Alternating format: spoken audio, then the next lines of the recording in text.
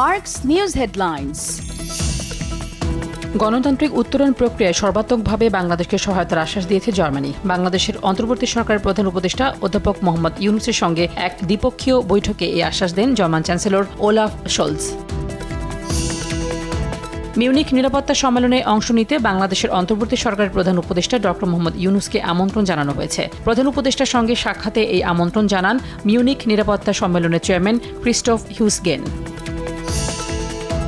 ভারত শেখ হাসিনাকে ফেরত না পাঠালে প্রত্যর্পণ চুক্তির লঙ্ঘন হবে বলে মন্তব্য করেছেন আইন উপদেষ্টা ড আসিফ নজরুল। এছাড়া তিনি সাইবার সিকিউরিটি আইনে করা মামলা 7 দিনের মধ্যে প্রত্যাহারের কথা জানান।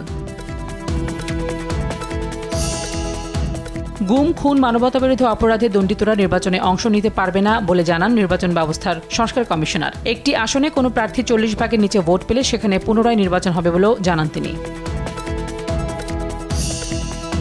ন্যূনতম সংস্কার করে নির্বাচন দেওয়ার দাবি বিএনপি মহাসচিব মির্জা ফখরুলের। বলেন, ঐক্যমত্যের ভিত্তিতে এই সংস্কার হবে। বিপ্লবের পর অস্থিরতা সৃষ্টি না করে ছাত্রদের ধৈর্যের সাথে বর্তমান পরিস্থিতি মোকাবেলায় পরামর্শ দেন তিনি। বায়ু দূষণে বিশ্বের 124টি শহরের মধ্যে আজ দ্বিতীয় অবস্থানে রয়েছে রাজধানী ঢাকা। সকালে সুইজারল্যান্ড ভিত্তিক প্রতিষ্ঠান IQ এয়ারের মানসূচক অনুযায়ী ঢাকার বায়ুর মান ধরা হয় 518। এই সূচক অনুযায়ী এটি অস্বাস্থ্যকর পর্যায়ে পড়ে। উত্তরাঞ্চলে অব্যাহত রয়েছে শীতের প্রকোপ। দেশের সর্বোত্তরের জেলা পঞ্চগড়ে শীতের তীব্রতার সঙ্গে ঘন কুয়াশায় ঢাকা পড়েছে চারপাশ। চুয়াডাঙ্গায় আবারও কমতে শুরু করেছে তাপমাত্রা। তীব্র শীতে হাসপাতালে বেড়েছে শীতজনিত রোগী। ফেব্রুয়ারি থেকে প্রতিবেশী কানাডা ও মেক্সিকোর পণ্যের ওপর 25% শুল্ক আরোপ করবে ট্রাম্প প্রশাসন। চীনের পণ্যের ওপর আপাতত আরোপিত হচ্ছে 10% শুল্ক।